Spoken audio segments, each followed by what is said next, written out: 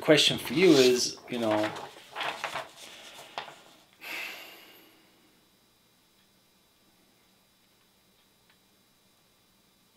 the question for you is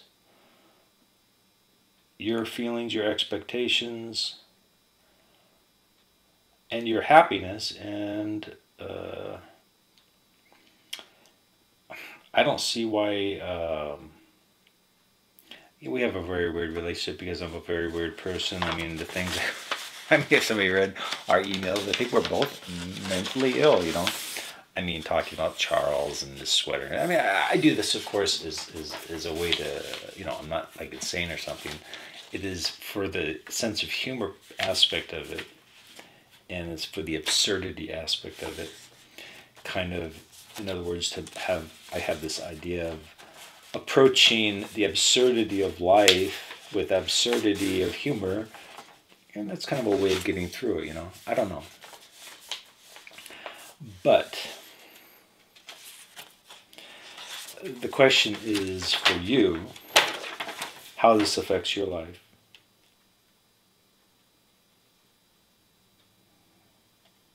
You said maybe we can try letting this thing go to avoid any more injuries. And we'll get over it sooner or later. Well, I don't feel myself I'm being injured, but I don't know how you feel about it. Maybe this is something that, like,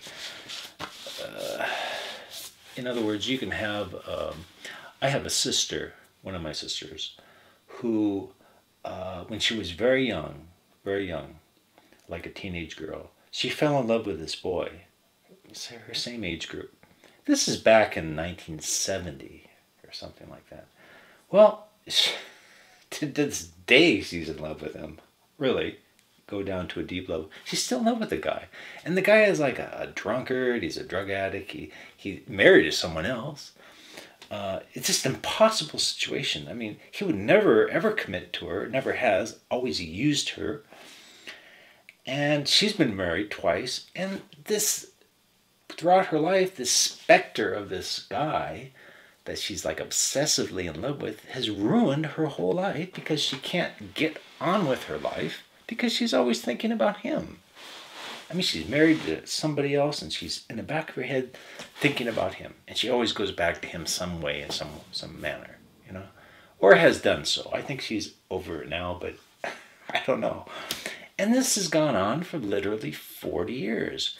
So you could say, hey, you need to get on with your life, get over this thing, because it's just holding you back to the point that it's destroying you, or it's destroyed you.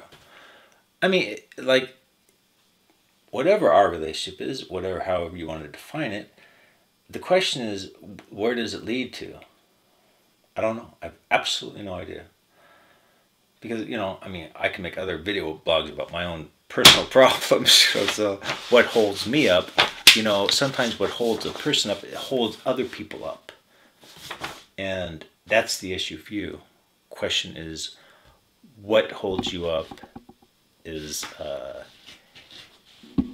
you going to wait around for me to do this or that? I don't know. I have no idea, because at this point in my life, I was like, just living without really any expectations. And where that goes, I take my life one day at a time. So the question for you is, how this affects you. I like the relationship we have. It's strange. It's not normal. I don't know if anything online is normal. Exactly where it goes, I have no idea.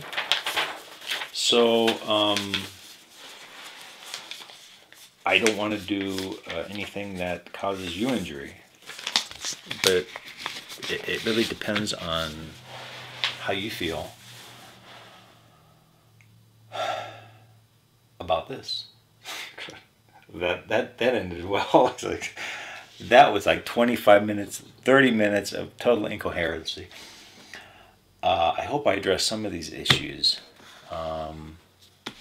I mean, I'm sorry that I think you misinterpreted what I said. To sum up this whole thing, I think you definitely misinterpreted what I wrote, because I wasn't referring to you at all. I was referring to something else. I understand how you feel about. I mean, I don't think that you should feel bad about the things you feel bad about. In other words, the things you've shared with me. I mean, I won't say anything.